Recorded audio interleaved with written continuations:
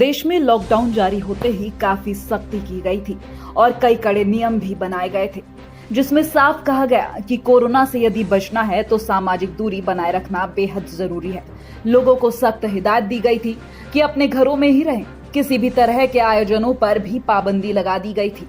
लेकिन जैसे जैसे लॉकडाउन का समय व्यतीत हुआ, वैसे वैसे लोगों की सहूलियत के लिए सरकार ने राहत देना शुरू कर दी, जिसमें शादी समारोह, अंतिम संस्कार जैसे कार्यक्रमों के लिए खास छूट देते हुए कुछ नियम तय किए गए थे। जैसे शादी समारोह में 50 लोगों को सम्मिलित होने की अनुमति दी गई और अंतिम संस्कार में 20 लोगों को शामिल होने की अनुमति दी गई थी।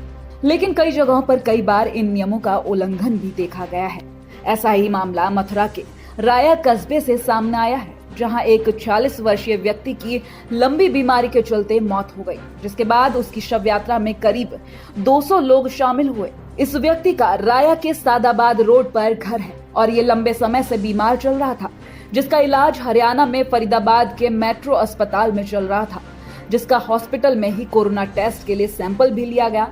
लेकिन उसकी रिपोर्ट आने से पहले ही उसकी मौत हो गई, जिसके बाद उस व्यक्ति की शव यात्रा निकाल उसका अंतिम संस्कार कर दिया गया। शव यात्रा में करीब 200 लोग शामिल हुए थे, लेकिन फिर बाद में जब उस व्यक्ति की कोरोना रिपोर्ट सामने आई तो हड़कंप मच गया, क्योंकि रिपोर्ट के अनुसार वो शख्स कोरोना पॉजिटिव था। जब से रिपोर्ट सामने आई है तब से प्रशासन में अफरा तफरी मची हुई है, जिसके बाद सबसे पहले सादाबाद रोड को सील किया गया। फिर अब प्रशासन द्वारा शव यात्रा में शामिल हुए लोगों की सूची बनाई गई, जिसके अनुसार 45 नामजद लोग और करीब 30 अज्ञात लोगों के खिलाफ मामला दर्ज कर लिया गया है और मृत व्यक्ति के लगभग 79 करीबियों को क्वारंटाइन किया गया है। साथ ही सख्त हिदायत भी दी गई है कि अगर कोई भी व्यक्ति क्वारंटीन होने के नियमों का उल्लंघन करता है तो उसके खिलाफ कार्रवाई की जाएगी।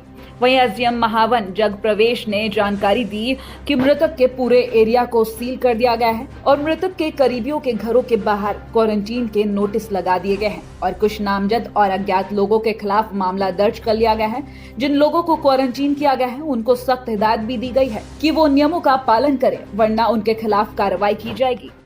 सर, राया हॉटस्पॉट घोषित किया गया है तो उसमें क्या स्थिति है, क्या क्या कार्रवाई की है? जैसा कि आपको पता है कि कल राय में एक केस आया था।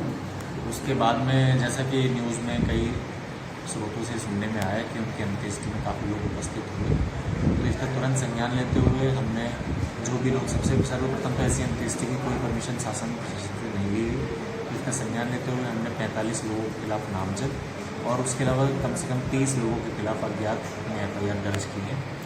और उसके अलावा जो भी हमने और 83 लोग ऐसे आइडेंटिफाई किए हैं जो उनके प्राइमरी कॉन्टैक्ट रहे हैं, उन सभी लोगों को होम क्वारंटाइन कर दिया गया और उनको स्ट्रिक्ट हिदायत दी गई है। बाकी अधिशासी अधिकारी के द्वारा वहाँ पर सभी घरों के बाद फ्लायर लगाए जा रहे हैं कि वो लोग पूर्णतः होम क्वारंटाइन का पालन करेंगे।